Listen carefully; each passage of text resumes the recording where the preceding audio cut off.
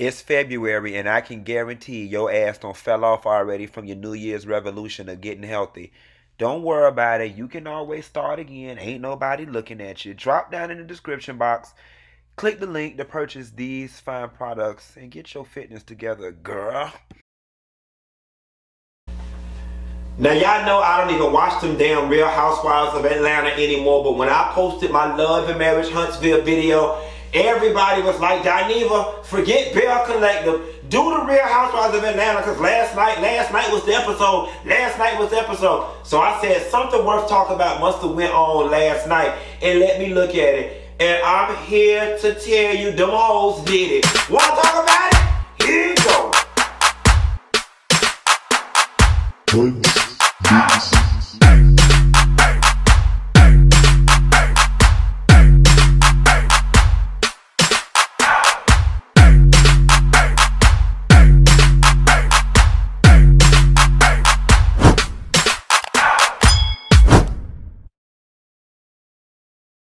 Now, so girl, I don't know if I should sit here and go through the episode or if I should just go ahead and talk about what the hell y'all want to talk about. Let's just go ahead through the episode. First of all,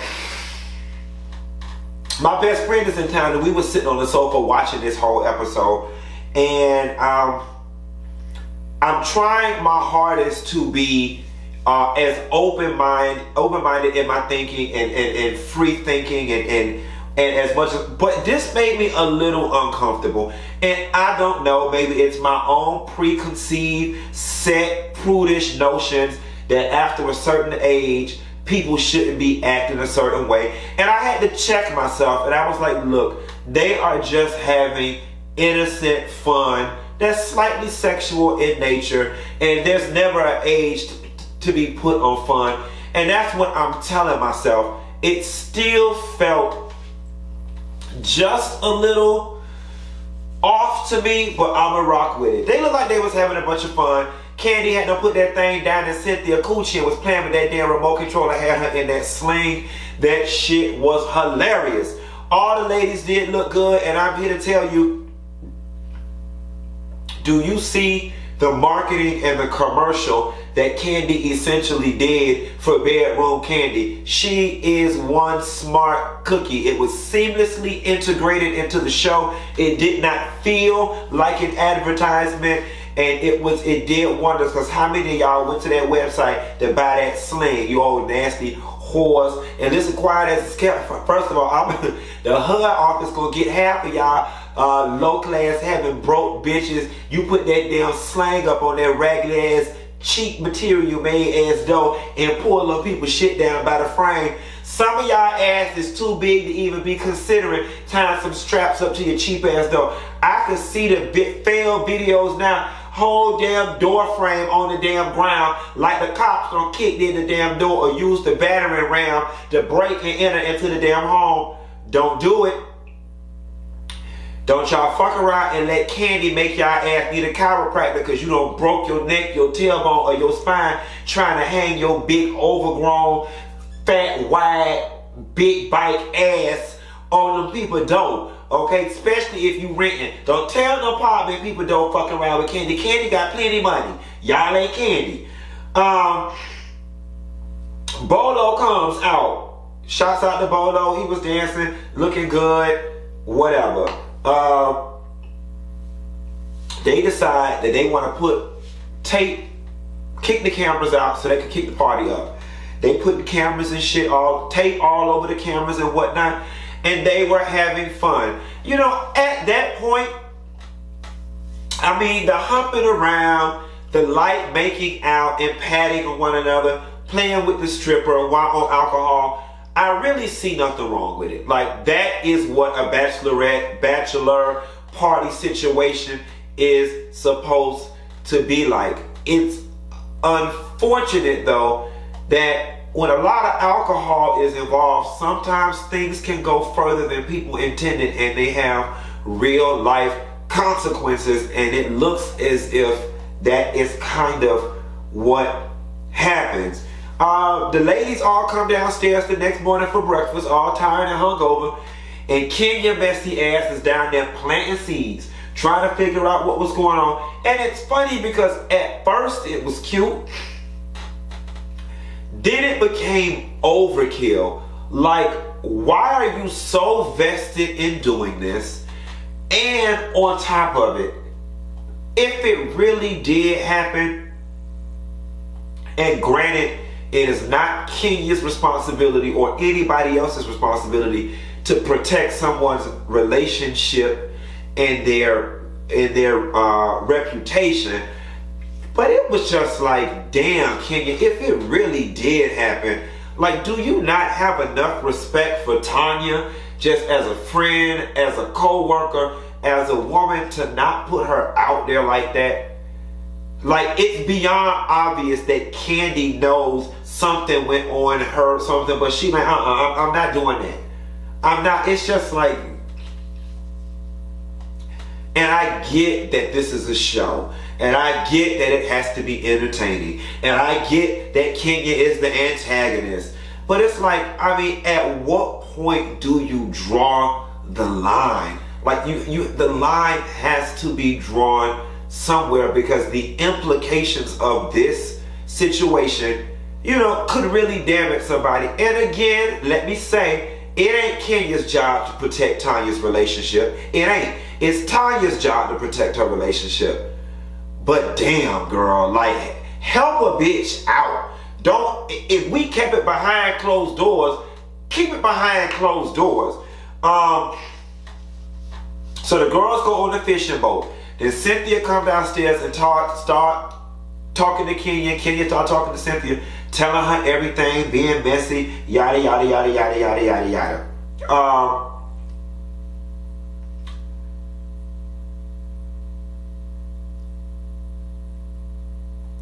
When Tanya came out and Kenya was doing the whole court thing, I knew in that moment that something happened, because Tanya was visibly uncomfortable. She was shaking and stirred. Her energy was a little off. And it's funny because Drew's ass was acting a little funny at first about wanting stuff to not get out. You know, maybe she went a little further than her husband would be comfortable with, but she ain't fucked the damn man. Tanya looked visibly uncomfortable, and if she could have made that scene go away, she would have. They go on a fishing boat. Marlo catches a shark. Toya done fucked up the crab boil, put the shrimp in too early, and Kenya's still down there being messy. I'm trying to rush through this shit because I really want to talk about what I want to talk about. Cynthia calls Marlo to her room. They go over to Kenya's room and talk. I really liked... Kenya wasn't for it at first, and then she ran down the list of things that Marlo did that really hurt her. The only thing that bothers me about Kenya is she picks and chooses when she wants to be decent. Because Kenya, you have done things and said things that are on the same exact level of offense that Marlo has. Somehow when you do it, it's justified, or you don't go below the belt, or it's a response to what somebody else did. But when somebody else meets you with your same energy, you're so hurt and distraught and whatever the case may be. Marlo from Florida, bitch, that's the only way we know how to go. We decapitate a bitch. I don't have time for this back and forth with you. I'm not a light shader. That's why I tell people, don't get into it with me. I don't know how to play like that. I don't know how to play like that. I don't. So I'm gonna cut you at your core to back you the fuck up off me. And that's what Marlo has done over the years to you. It don't make it right. But I'm also glad, and I see the maturity in Marlo.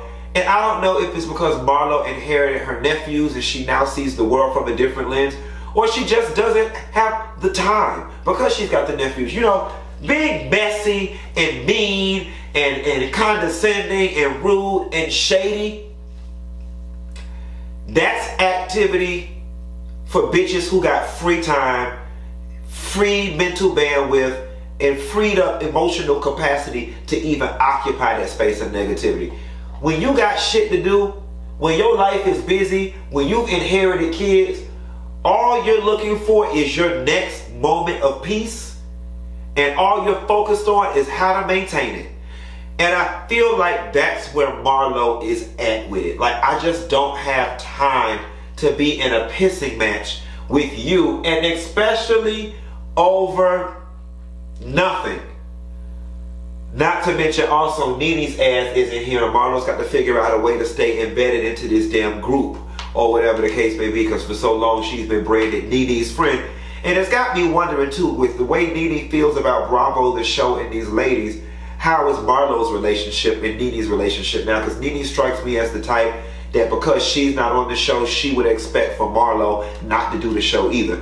Anyway, we get to the last couple of minutes of the episode, and Shamia comes in the room and tells Porsha that Kenya is down there, implying that there was a threesome going on. So again, Porsha and Tanya's body language and response indicted them before any of Kenya's investigation did. The number one thing that Porsha did that said that they were guilty was kept glancing over at Tanya when Shamia was talking. She kept looking, meaning, and that was silent for, can you believe this bitch? Yeah, because something happened. Not to mention, Tanya, you're a horrible actress. You're a horrible actress. Wait, what? Oh no. Now it's like, girl. Then to top it off, y'all got upset. Y'all got mad when she said it was coming from Candy, when Candy was like, girl, don't even play with me, that wasn't me. And she kept it pushing because it wasn't. Wait a minute, girl. It ain't come from my room. Get it straight, girl. And kept it pushing. She didn't get upset. She didn't have an emotional response to it. Porsha is so vividly upset she can't even eat. She not even in the mood to pray. If it didn't happen, that means you would process it as a joke. If it didn't happen, you would run out in the living room and be like, bitch, I want to know who that was in the room making a noise with the script, because it wasn't me, child. But it did happen. And the thing about it is, Porsha, you have no real reason to be upset. You're broken up and single. It's Tanya's ass that's in a whole relationship. Now, granted, some people will argue that it looked hoish. Okay, and I know in the past that Porsha has tried or had to, somewhat fight off that. People are always trying to call somebody a hoe. I mean, again, we're adults. Alcohol was involved. We're sexual beings. If people want to have sex, they can have sex. I don't necessarily think it makes people hoes because they meet somebody and in the first meeting they want to have sex with them. If our bodies weren't designed to do that, we wouldn't get hot in between our legs and in our butt. Okay, it is human nature. They were on a girl trip, having fun, they were drinking, and things went a little too far. The person that's in the most fucked up position of all is Tanya Sam, because you got a whole man at home. She got a man at home waiting on her. You got a whole man at home. And what's further evidence, Tanya, that something did happen was the fact that you quit the show over this. And I get it. Because in your mind, you're processing this as, my relationship is not worth this show. And I'm not going to allow this show to make this the whole season and make my home life messed up with Paul. Like you in a messed up situation with Paul, so much so that you quit the opportunity of a lifetime. I don't care how you feel about it, and I don't care that I don't care to watch the show anymore. Real Housewives of Atlanta is the opportunity of a lifetime. It is the show with the payout and the span and the reach and the history that every show that's on the table being produced right now strives to be. It is the Beyonce of reality TV shows. Them, Keeping Up with the Kardashians, so on and so forth. Shows like that. Do you know how many washed up former married people, washed up actresses, D-list actresses would die to get that phone call to be on the Real Housewives of Atlanta? It's already proven to freaking change lives financially. So for you to walk away from it is something serious. Now granted, Tanya's got her tech business. Her husband does well for themselves. They were already doing well. The fact that they even made the cut to be on the show, I take all of that. But there's never such thing as too much money or extra money, bitch. You could use it. You obviously like the fame associated with the show. You continue to come around and be a friend of the show when they offered you a full-time position, but it was too much of a time commitment, but you still wanted to participate, which makes you recognize the benefits of it all. You did it. You and Porsha did it. At the very end of the day, Kenya is messy as fuck, but you can't start in the middle. You're not mad with Kenya. You're mad for losing self-control and pulling your panties to the side and letting Bolo slide through. And I just want to know whose pussy was getting fucked. Because they're screaming, fuck this pussy, fuck this. Ooh, y'all is some nasty hoes. Y'all is nasty. And I don't understand how y'all can fuck with that many people in the house and be that vocal. Why y'all didn't go out to the pool or to the woods or to the garage? That pussy must have been real hot. That liquor must have been real good for y'all to have lost all self-control in that messy ass damn house with Kenya and Marlo up there. And you know what? As much as we don't like to subscribe to Kenya mess, I like the fact that Marlo said she heard something too, but you notice the difference. Marlo just heard it and let it ride. She didn't care to bring it up. She wasn't going to bring it up. But Marlo's the type that probably would have brought it up at the dinner table at a later time. But she let it ride. Kenya had to make it a thing. Why? We got to wait the next week and see, y'all.